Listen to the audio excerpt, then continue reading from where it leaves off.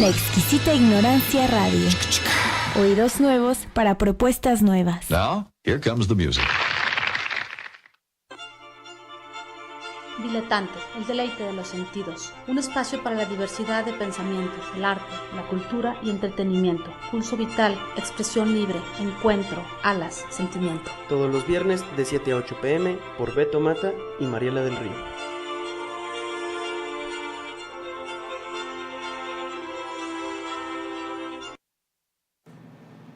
Hola, hola, buenas noches, ¿cómo están? Aquí de regreso en Diletante, como siempre los jueves de 8 a 9 de la noche. Es un placer enorme estar. ¿Cómo estás, Beto? Hola, gustoso nuevamente de estar por aquí, Mariela. Pues nuevamente en Diletante como cada jueves. Y pues no es la excepción, como siempre, con un invitadísimo muy, muy especial. Un gran artista esta tarde nos acompaña, José Ávila. Gracias, José, por aceptar la invitación de estar con nosotros. Estoy encantado de estar aquí. Beto, Mariela, muchas gracias por invitarme. No, pues un gusto tener un artista de este nivel en nuestro programa, como siempre, haciendo difusión del arte, de la cultura en nuestra ciudad. Y pues de verdad es padrísimo tenerte. Ha sido medio complicado poder coincidir agendas, pero bueno, es un placer que ya estés aquí con nosotros. Sí, aquí estamos con muchísimo gusto. Bueno, pues como siempre, las personas que nos escuchan, estamos en Diletante. La idea es poder compartir pues un poco de la vida y de la personalidad del artista plástico José Ávila, que nos acompaña esta tarde-noche. Y pues empezamos, como siempre, un poco platicando de pues cómo fue tu infancia, cómo ha sido este devenir en el arte, pues desde chiquito. Sí, se me hace interesante esta parte a veces de hablar de la infancia, donde, bueno, por cierto, quiero aprovechar antes de empezar el programa para mandarle unos saludos muy especiales a mi hija Emiliana, que tiene 9 años, y a Qué Mariana. lindo nombre. A Mariana, mi esposa, que seguramente me están oyendo, y entonces les mando unos saludos enormes. Y bueno, efectivamente creo que la infancia es un momento como muy especial en la vida donde se forjan más cosas de las que a veces pensamos, ¿no? Y yo desde niño tenía bien claro que tenía una afinidad, un gusto y una manera de ver las cosas que me tiraba, como dicen, que la cabra tira para el monte, o como, Sí, en la cual efectivamente yo estaba convencido de que me interesaba mucho el arte, desde la visión de un niño. Había cosas que de pronto quizá no entendía de manera directa, pero sí de manera primaria. O sea, de pronto recuerdo, por ejemplo, que me llevaba a lo mejor mi papá un sábado al banco Banamex, que había hecho el arquitecto Martín Casillas en López Mateos, y ¿qué es? Es López Mateos y como a una cuadra de Avenida México, que ahora ya está muy diferente, ¿no? Lo han cambiado mucho, pero era una obra de arquitectura muy interesante que como que me llamaba la atención. Te jalaba, desde ahí jalaba. te enganchó la arquitectura. Y luego tuve la suerte, hablando de mi infancia, una casualidad enorme en la vida, de que era vecino enfrente de el gran escultor Fernando González Gortázar. Maestro, queridísimo amigo mío, le mandamos un saludo. Sí, un saludo a él, sin duda alguna. O sea que entonces yo jugaba con sus hijas, que eran con más Matiana, o menos de mi edad, con Matiana, con Narda. Con Narda. Y entonces me tocaba visitar su casa muy, muy seguido. Y bueno, pues obviamente se respiraba, imagínate, una atmósfera bastante especial, ¿no?, en la casa. Tenía también una tía arquitecta, mi tía Marta, con su esposo Carlos, en aquella época, que bueno, pues había también con muchos libros de fotografía, de arquitectura. Y mi papá, que por ejemplo hacía radio y tenía muchísimos discos y estaba siempre grabando programaciones para ciertas estaciones de radio, y entonces y tenía un videoclub que era fue creo el primero de la ciudad, y entonces estaban todo el tiempo grabando ahí películas. Entonces pues estuve muy expuesto a muchas manifestaciones artísticas, y eso se sumó a que tuve una infancia muy trompicada en cuestiones de salud. Y entonces fueron varios los momentos en los que tuve que pasar pues largos periodos, en verdad, de tiempo en cama, o si no en cama, sin poder realmente a veces jugar ciertos deportes o en el patio como otros niños. Y entonces, ¿qué hacía en la escuela? Pues me ponía a dibujar y a pintar. Y ¿qué hacía también al estar en la cama? Pues me ponía a hacer con una tablita y plastilina, me ponía como a hacer animalitos de plastilina y de pronto me ponía a dibujar, por ejemplo, tarjetas para agradecer a la gente que me iba a visitar, ¿no? Y dibujaba un árbol y decía, bueno, pues gracias por visitarme. Y entonces me la pasaba pues dibujando, pintando, Ay, qué maravilla. haciendo maquetitas, y de ahí de alguna manera yo creo que se desprendió de una manera bastante orgánica mi relación con el arte.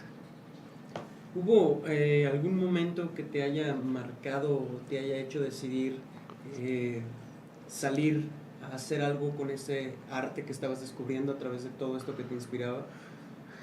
Sí, yo creo que una tremenda necesidad, donde en algún momento tuve una cierta confusión entre si dedicarme a la arquitectura, si dedicarme al arte. En el fondo yo realmente siempre como que me llamaba mucho la atención, digamos que me sentía en mi ecosistema en el momento en el que estaba haciendo arte, pero también pues hay muchas facetas de la carrera de arquitectura y de la misma práctica arquitectónica que pues también están muy ligadas a procesos artísticos o muy creativos. Entonces había una fusión muy natural en las dos cosas, lo cual me llevaba de pronto a tener como algunas dudas.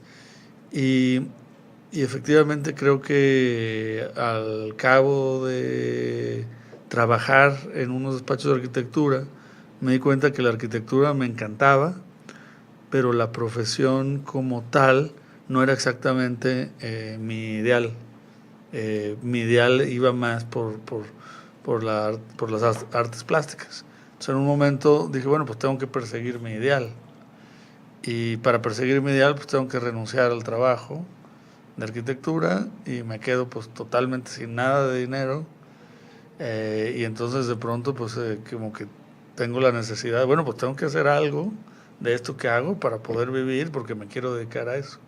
Y entonces creo que como que eso me empuja en su momento a tomarlo con más fuerza, porque dejó de ser un gusto y dejó de ser un juego. O sea, se tuvo que convertir por fuerza en una herramienta para poder subsistir.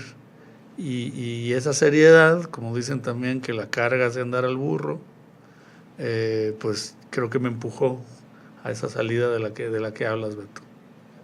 Wow. Pues qué interesante todo lo que nos platicas de tu infancia, cómo está teñida de arte desde muy niño, ¿no? Y cómo tienes esta duda muy fuerte entre la arquitectura y las artes, y finalmente pues te decides en un principio a estar como arquitecto, que por cierto es Día de la Santa Cruz. Felicidades. Hoy, no, pues entonces hay que mandarle felicitaciones a saludos a todos los arquitectos que nos escuchan. todos los muy estimados arquitectos que...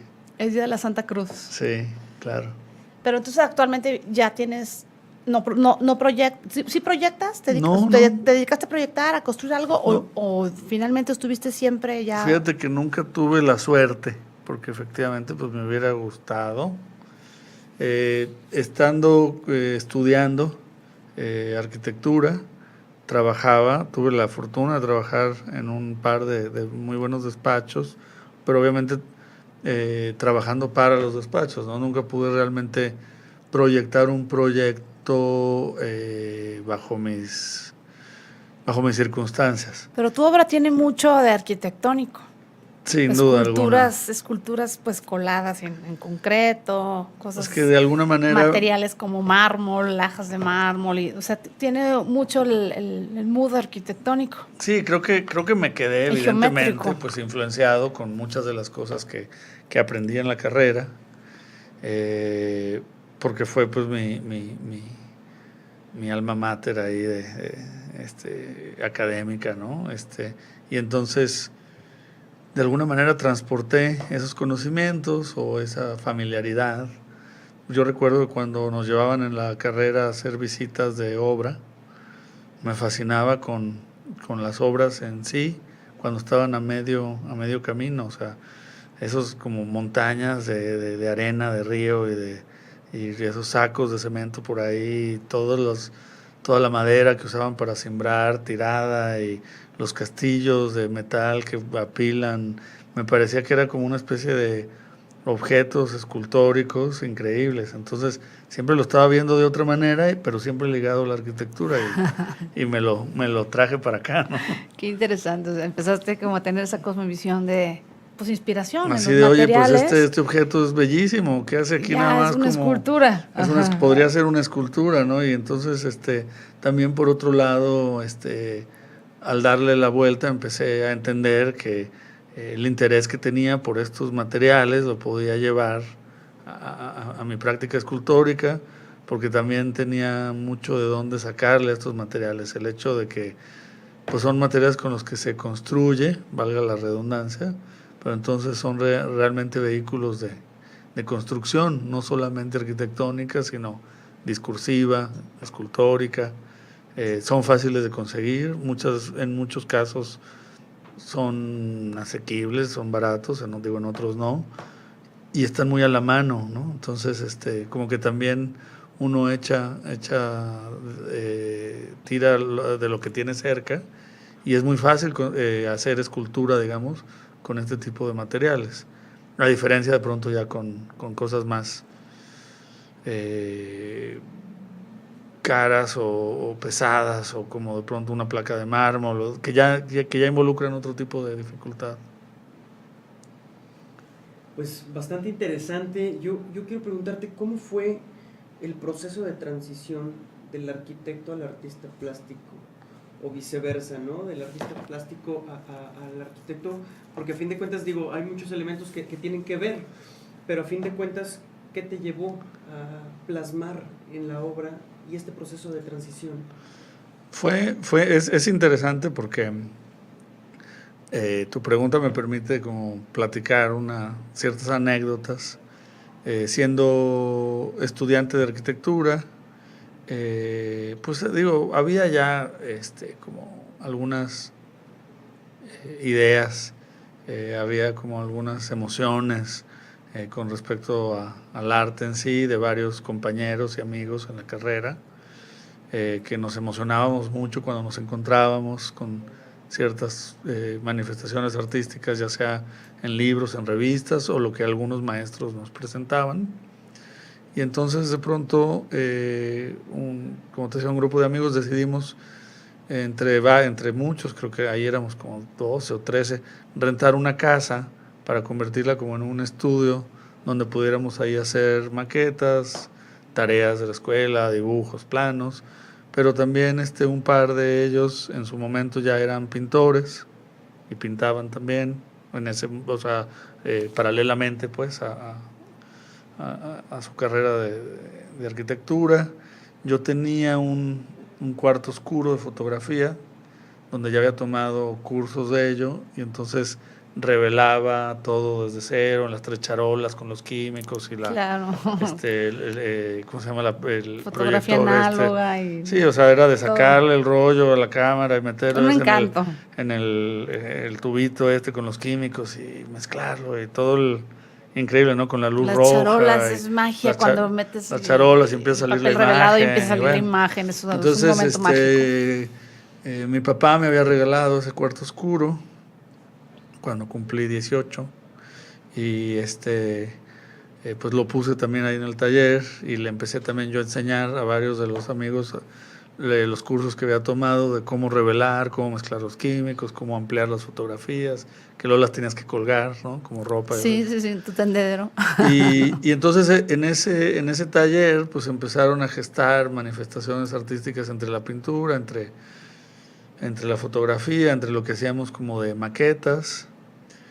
Y de pronto se da, por azares de la vida, que un curador del DF, Guillermo Santamarina, a quien me encantaría mandarle un saludo también, llegó a Guadalajara a visitar el taller y se dio cuenta que, bueno, pues qué estaba pasando ahí con todos estos chavos haciendo estas cosas que él no sabía, nadie le había dicho que estábamos ahí, y nos arengó a decir, oigan, pues, a ver, los voy a poner en orden, les voy a platicar 2, 3 cosas de cómo está aquí el arte actual, contemporáneo, la apertura a las posibilidades que hay de crear, y vayamos haciendo un proyecto que se llame obra al piso, donde entonces la circunstancia va a ser que no pueden colgar nada en las paredes.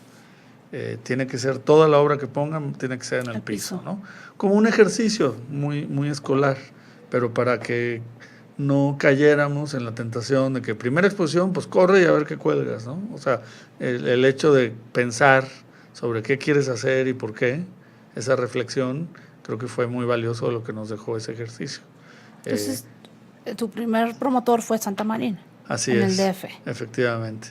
Y entonces a raíz de, o sea, tenía como esa condición, ¿no? De no se puede colgar en las paredes. Y hicimos el evento, hicimos la exposición, fue muchísima gente, amigos, lo pasamos muy bien, estábamos muy, muy emocionados, muy contentos, y entonces dijimos, bueno, ese grupo de amigos, pues ¿por qué no hacemos otro ejercicio del tipo ya nosotros? Sin Guillermo, en el sentido de que pues ya Guillermo estaba en el DF y no podía seguir nada más regresando a hacer estos ejercicios con nosotros. Y entonces ya ahí tomamos de nuestra propia iniciativa generar proyectos que duraban una sola noche y que eran proyectos como de intervención que se insertaban en contextos muy específicos. Por ejemplo, en unas canchas de squash públicas rentamos un par de canchas, pero para usarlas como cubo blanco para presentar una exposición de fotografía. Luego, en otra ocasión, en el último piso del condominio de Guadalajara, hicimos un proyecto en el cual el área de exposición más bien era nada más una plataforma para ver las obras diseminadas en la ciudad a distancia. Una vez en el Canal 4 hicimos una exposición en uno de los estudios con toda la utilería que ahí había. En una casa abandonada la revivimos, entre comillas, a través de objetos y intervenciones, instalaciones. Hicimos así varios proyectos y entonces nos hicimos llamar como colectivo incidental, de lo que casi todos éramos estudiantes de arquitectura, salvo un par que estudiaban cine o comunicación.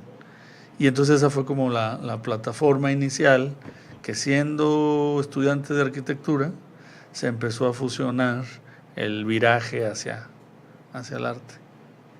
Pues qué interesante, así fue como José Dávila nos está platicando con sus inicios, este colectivo, y finalmente ya después de este colectivo vienen muchas exposiciones, pues perteneces a la colección Jumex, tu obra también está en la colección Coppel, tienes una pieza en el Georges Pompidou. Entonces, Correcto, pues sí. la verdad es que fue un trampolín, y ahora pues tu obra está en interesantes museos y te han representado grandes galerías. Creo que hablaremos un poquito más adelante de eso. Y yo creo que es bueno que nos vayamos al primer track de la noche, que nos presentes algo de la música, porque también la gente te conozca tus gustos personales. Claro, efectivamente. Entonces, pues adelante. Pues podemos ir a escuchar el primer track de la noche, que por aquí lo tenemos ya listo.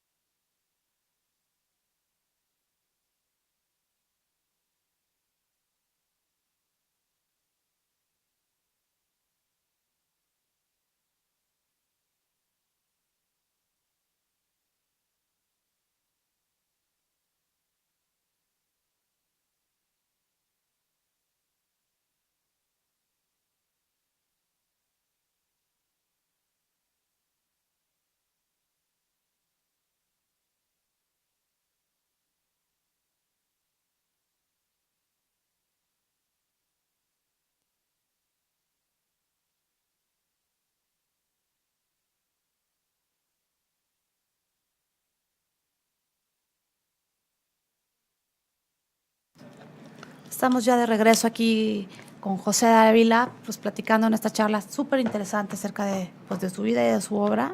Y nos está platicando acerca de su experiencia después de Maco en Madrid, en Travesía. Con Travesía 4, con quien expuse en el año 2005. Entonces ya van a ser 13 años de trabajar ahí. Actualmente las galerías con las que trabajo es la galería más longeva de mi relación laboral. Y bueno, en aquel entonces yo había recibido una invitación a participar en una exposición que curó Klaus Wiesenbach, el ahora curador en jefe del MoMA, que era curador en Alemania del Kunstwerke. Y en esta exposición, de hecho, era sobre el arte en la Ciudad de México. Y aunque yo no vivía allá, mi trabajo realmente se desarrollaba allá. O sea, yo creo que ha sido en ese sentido, por un lado una pena y por otro lado una disfuncionalidad y por otro lado el hecho de que por terquedad y por necesidad y por amor y por amor a la ciudad, me refiero, o sea, de seguir viviendo en Guadalajara, cuando finalmente mi carrera pues, se ha desarrollado en el DF. He hecho aquí algunos proyectos, sí, pero, o sea, mínimos.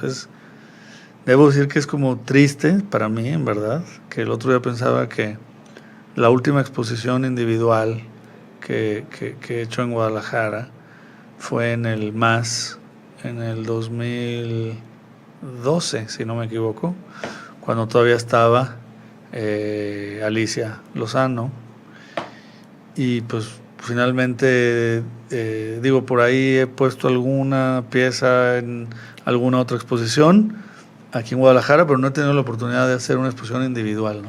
Bueno, pero ahora la ciudad ha estrenado una obra tuya en el Parque San Jacinto. Efectivamente. Entonces creo que pues unas Eso cosas es, por otras, sí, ¿no? Estamos estrenando una pieza maravillosa. Ese fue un buen como regreso, digamos. Está padrísimo, unas por otras. Sí, no, y la idea también de poder hacer una obra pública en la ciudad en la que nací, vivo y trabajo, pues tiene una connotación muy especial, porque también es un legado desde un punto de vista personal y artístico. O sea, pude, por ejemplo, pues ir con mi esposa y con mi hija a ver y estar en la pieza y vivirla. Inaugurarla, que no es lo mismo que de pronto, no sé, hacer una obra de arte público en Newcastle, en Inglaterra, o en otro lugar donde igual y de pronto no puedes, por ejemplo, hacer eso. Entonces, tiene toda una connotación muy especial para mí.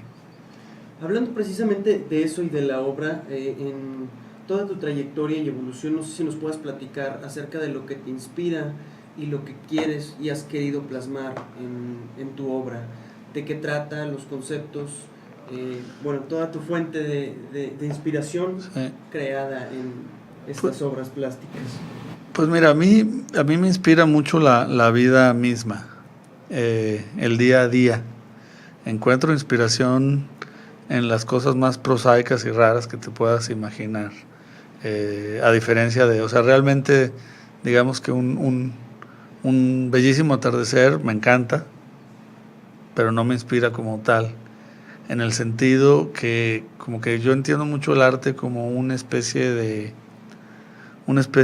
juego que el artista, en este caso yo, se crea a sí mismo, donde crea sus propias reglas, donde crea sus propias rutas, donde crea su propio universo. Como que la práctica artística para mí es el universo que el artista se crea a sí mismo.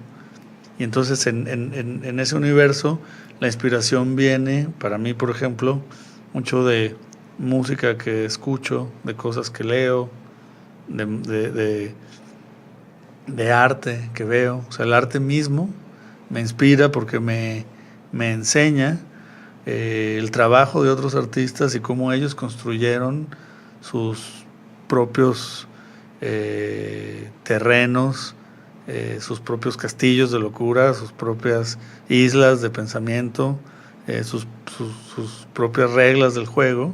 Entonces ver el trabajo de otros artistas, no nada más plásticos, sino también músicos, cineastas, escritores, de alguna manera desde ahí es donde me nutro mucho para entender yo cómo crear mi propio universo, cómo estipular mis propias reglas. Y evidentemente toda la belleza misma de la vida alrededor, aunque a veces no sea belleza, a veces también sea fealdad. O sea, creo que también te puedes inspirar a veces de cosas que parecen secas, ¿no? O sea, pero finalmente es tratar de encontrar y darle la vuelta a algo que siempre ha estado ahí y que a veces nadie ve. Qué interesante. Sé que acabas de tener una intervención, una exposición con Mónica del Arenal en San Antonio, en San Texas. Antonio, ¿verdad? Hace pocos Sí. días vi alguna información de esto. ¿Cuál es el nombre de la exposición? Mira, ¿Es una colectiva o algo así? Sí, el Centro Cultural Mexicano en la ciudad de San Antonio, Texas, está insertado en el Hemisphere Park, que es este parque que se desarrolló en 1968 para albergar la exposición universal, esta expo universal que hacen de pronto en distintas ciudades, ¿no? Y que hay los pabellones nacionales y así. Entonces el que fue en su momento Pabellón de México se quedó en el parque y se convirtió en el Centro Cultural Mexicano, a diferencia de otros pabellones que desmontaron, otros que tumbaron, etcétera. Y ahora se conmemoraban los 50 años del parque, que para la ciudad de San Antonio pues es obviamente muy importante, es un hito. Obviamente se hizo como una torre muy alta, donde arriba hay un mirador, que pues sigue estando ahí. Y el Centro Cultural Mexicano quiso aportar y sumarse a esa celebración, en la cual curaron una exposición que se llama Common Currents, sobre también todas las puntos de encuentro, intersecciones que nos unen a las dos culturas. Qué interesante. Y le daban, por decirlo así, un distinto año de los 50 a un artista, y había 50 artistas. Me tocó a mí el año del 68. Complicado. Y que es un año difícil. Un año donde casi no pasó nada. Wow. Y bueno, ahí de hecho también aprovecho para mandarle saludos a Mónica. Y a raíz de saludos ello, a Mónica, también amiga mía. a Mónica del Arenal, Mónica del Arenal, directora. Y a raíz de todo esto, no a raíz, más bien, quiero decir, paralelamente a todo esto, surgió por otra iniciativa la posibilidad de hacer una escultura permanente pública en el parque. Entonces llevo ya pues más de 1 año y medio trabajando en ello, y poco a poco vamos avanzando porque hay muchísimas comisiones que sortear y pasar, porque en San Antonio te revisan pues todo, la Comisión de Parques y Jardines, de Arte Público, de etcétera, etcétera, etcétera, y ahí vamos ya. Entonces vas a tener una obra pública también allá. Pues no la puedo todavía confirmar. En eso estás. Pero ya pasamos, ya tenemos todo el papeleo y todos los permisos que debe de otorgar la ciudad para que se pueda hacer, que son muy complicados.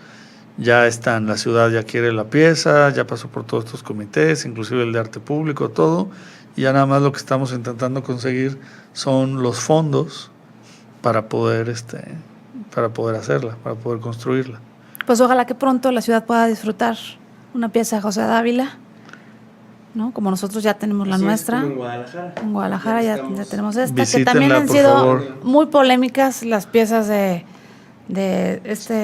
Sí, han sido muy polémicas, pero sí. la verdad, pues qué padre lo que platicas ahorita. Tú como papá joven que eres, pues has tenido la oportunidad de inaugurar la pieza, de compartirla con tu hija, y también qué padre poder pensar que las gentes jóvenes, los niños, pues son públicos nuevos que van a vivir ya en otra realidad. Por ejemplo, cómo esas colonias pues finalmente están siendo beneficiarias del arte público, de espacios públicos con mejor calidad, ¿no?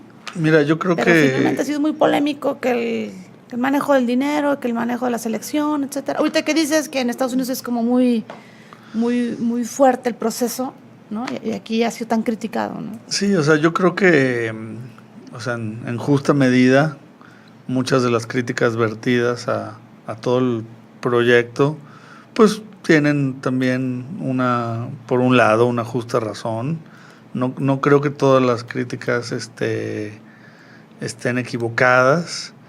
Sin embargo, sí creo que en su mayoría son muy exageradas en ciertas cosas. Sí, lo de Ismael Vargas fue una cosa increíble de por ejemplo, la gente, ¿no? Creo que ahí se ha sobredimensionado un asunto que por intereses políticos de otro tipo también se ha querido justamente sobredimensionar.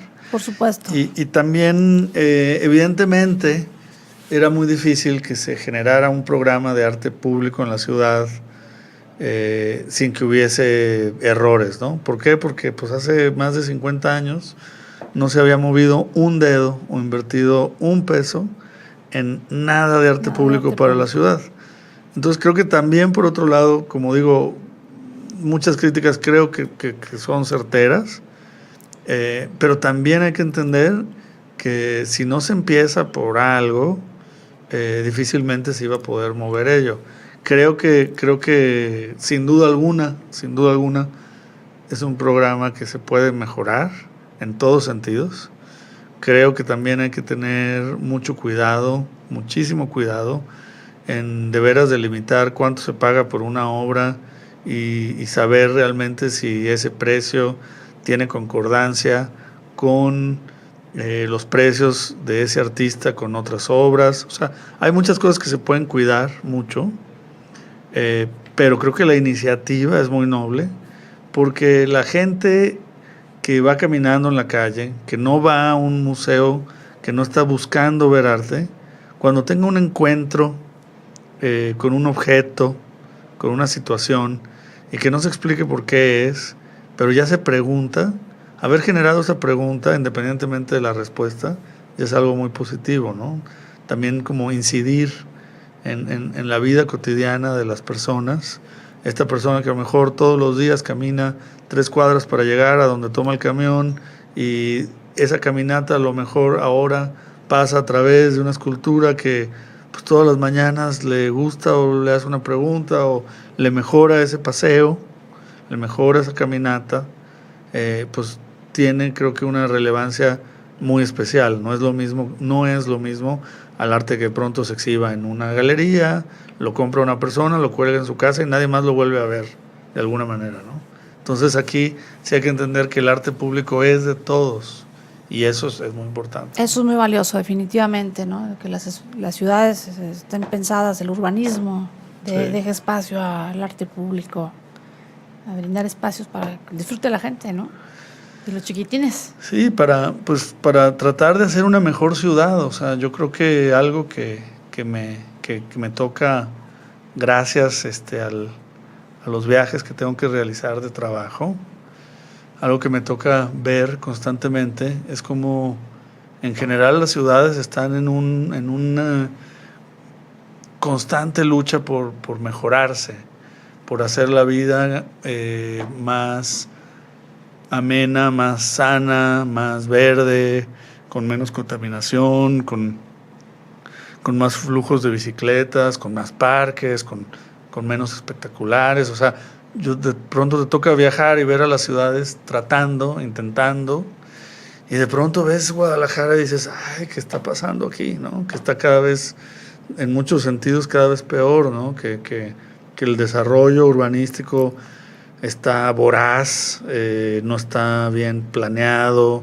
que los camiones se le echan encima a los ciclistas y la gente, o sea, los coches también, y la gente se mienta la madre de coche a coche, y cada vez, o sea, tumban árboles para que se vea un espectacular atrás, árboles preciosos los cortan porque pasan unos cables.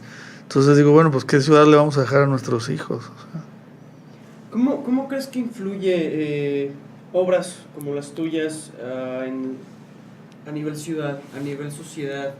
¿Cuál es la intención que quieres plasmar en ellas para que sean una influencia en pues la sociedad como tal? O sea, ¿qué quieres provocar?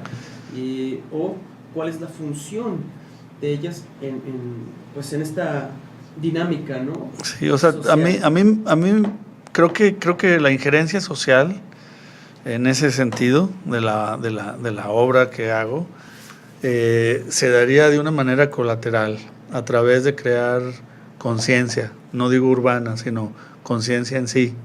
O sea, el hecho de poder ver o admirar una obra y que esa obra te genere un momento personal de observación, de contemplación, que una obra te permita conectarte con ella, tener una comunicación y por lo tanto una conciencia crítica, estética, emocional, es como haber meditado por unos segundos o por unos minutos, aunque no necesariamente esa meditación haya sido dedicada a un tema, digamos, urbanístico, pero creo que el arte en sí, si logra transmitir sobre cualquier otro tema, pero logra tener al público en una conexión de contemplación, de conciencia, a la larga pues crea mejores ciudadanos que en el momento dado van a tener una conciencia quizá hacia pues no talar una arbolaza, sin que el arte sea panfletariamente de mensaje, aunque el arte sea en sí mismo quizá una abstracción geométrica, si logra que una persona tenga un momento de contemplación de belleza, seguramente esa semillita queda y florece en algún lugar de otra manera, ¿no? Me encanta esta idea que haces con una analogía con la meditación, ¿no? Me imagino que vas caminando y de repente te encuentras con una escultura y es un remanso de paz también, en medio del caos y del ruido y de un poquito de, como dices, ¿no? Pueden ser unos segundos como meditación y es un momento de renovación y de conciencia y de seguir adelante, pero ya como en otro mood, afectado de manera positiva. Claro. Entonces es maravilloso verlo así. Para no estar como trogloditas, como termitas, ¿no? De pronto, a lo mejor alguien al tener una experiencia quizá reveladora con una obra de arte, eso de pronto pues le hace preguntarse otras cosas, quizá de su vida, quizá de la ciudad, quizá de su familia, y entonces ahí ya le dejó algo y que a la larga ayuda en general. Pues padrísimo, estamos platicando en charla con José Dávila sobre arte, sobre escultura, y pues vámonos al segundo track de la noche porque se nos acaba prácticamente el tiempo. The Golden Rocket, ¿querías programar? Sí, me parece que sí. Es The Golden Rocket de este músico americano, ¿no? Que se llama Gary... The Golden Rocket de Hank Snow. Sí, de Hank Snow, exactamente. Bueno, pues es que lo puse por el gusto que tengo por la música country, por el hecho de que la familia de mi mamá es tejana y entonces, bueno, pues siempre he tenido como esa predilección. Y entonces Hank Snow es un viejo músico del country, tipo como Hank Williams, y entonces quise compartirlo. Pues vámonos a escucharlo. Estamos en Diletante, se escucha en nuestras plataformas, que es avedeluz.com y laexquisitaignorancia.com. Pueden conectarse y escuchar la rola en nuestras dos plataformas. Nosotros nos quedamos aquí vía streaming por Facebook y también por nuestras redes sociales.